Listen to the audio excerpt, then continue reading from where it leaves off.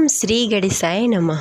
आप सभी को बहुला चौथ की हार्दिक शुभकामनाएं।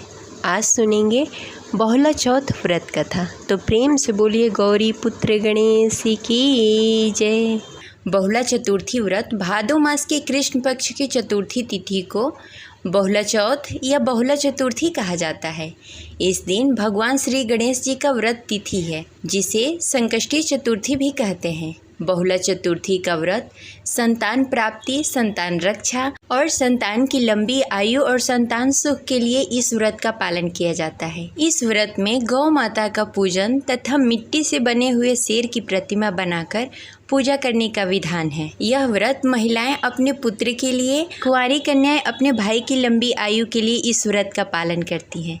चलिए सुनते हैं बहुला चतुर्थी व्रत कथा। कथा शुरू करने से पहले बोलिए जय बहुला माता, जय गणपति देव। द्वापर युग में जब भगवान विष्णु का श्री कृष्ण अवतार हुआ था, उनके सहायक के रूप में देवी देवताओं ने भी गोप गोपियों के रूप में अवतार लिया था। गौ शिरोमणि कामधेनु भी बहुला नामक गाय के रूप में नंद बाबा के गौशाले में आ गई थी। भगवान श्री कृष्ण का बहुला का भगवान से अपार स्नेह था। बालक श्री कृष्ण को देखते ही बहुला के स्तन से दूध धारा बहने लगती थी। श्री कृष्ण बहुला के उस दूध का पान किया करते थे। एक बार श्री कृष्ण बहुला की परीक्षा लेने के विचार से जब बहुला वन में घास चर रही थी, उसके सामने सिंह के रूप में प्रकट हो गए। बहुला सिंह को देखकर भयभीत हो गई और कांपने लगी, लेकिन हिम्मत करके सिंह से बोली, हे वनराज, मेरा बछड़ा भूखा है, वह मेरी प्रतीक्षा कर रहा होगा, अतः मुझे जाने दो।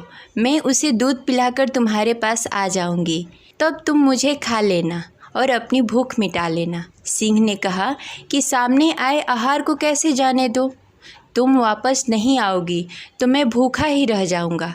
बहुला ने सत्य और धर्म का शपथ लेकर कहा कि मैं अवश्य आऊंगी। बहुला के शपथ पर विश्वास करके सिंह ने बहुला को जाने दिया। बहुला अपने बछड़ी को दूध पिलाकर अपनी वचन की रक्षा हेतु सिंह के पास आ गई। बहुला के सत्य और निष्ठा को देखकर भगवान श्री कृष्ण अत्यंत प्रसन्न हुए और अपने वास्तविक रूप में आकर कहा कि हे बहुले, तुम मेरी परीक्षा में सफल हुई। अब से भाद्रपद के चतुर्थी तिथि के दिन गौ माता के रूप में तुम्हारी पूजा होगी। तुम्हारी पूजा करने वाले को धन और संतान के सुख मिलेगा। बहुला भगवान श्री कृष्ण का आशीर्वाद प्राप्त करके अपने घर लौट आई और अपने बछड़े के साथ आनंद पूर्वक रहने लगी। यह थी बहुला चतुर्थी की पौराणिक कथा। बहुला चतुर्थी की जो प्रचलित कथा है, ये इस प्रकार है। एक नगर में एक ब्राह्मण के घर में बहुला नामक एक गाय रहती थी। बहुला का एक बछड़ा भी था। बहुला को संध्या के समय घर वापस आने में देर हो जाती तो उसका बछड़ा व्याकुल हो उठता। एक दिन बहुला घास चरते हुए अपने झुंड से बिछड़ गई और जंगल में काफ़ी दूर निकल गई। जंगल में वह अपने घर लौटने का रास्ता खोज रही थी कि अचानक उसके सामने एक खूंखार शेर आ गया। शेर से बहुला पर झपट्टा मारा। तब बहुला उससे विनती करने लगी। उसका छोटा सा बछड़ा सुबह से उसकी राह देख रहा है। वह भूखा होगा और दूध मिलने की प्रतीक्षा कर रहा होगा। आप कृपा करके मुझे जाने दें, मैं उसे दूध पिलाकर वापस आ जाऊंगी, तब आप मुझे खाकर अपनी भूख शांत कर लेना। सिंह को बहुला पर विश्वास नहीं था कि वह वापस आएगी या नहीं। तब बहुला ने सत्य और धर्म की शपथ लेकर और सिंह को विश्वास दिलाया कि वह वापस जरूर आएगी। अब सिंह ने बहुला को उसके बछड़े के पास वापस जाने दिया। बहुला शीघ्रता से घर पहुंची, अपने बछड़े को शीघ्रता से दूध पिलाया और उसे बहुत स्नेह किया। उसके बाद वह अपना वचन पूरा करने के लिए सिंह के समक्ष आ खड़ी हुई। सिंह को उसे अपने सामने देखकर बहुत हैरानी हुई। बहुला की सत्य वचन के सामने उसने अपना सिर झुकाया और खुशी से बहुला को वापसी घर जाने दिया। बहुला कुशलता से घर लौट आई और प्रसन्नता पूर्वक अपने बछड़े के साथ रहने लगी।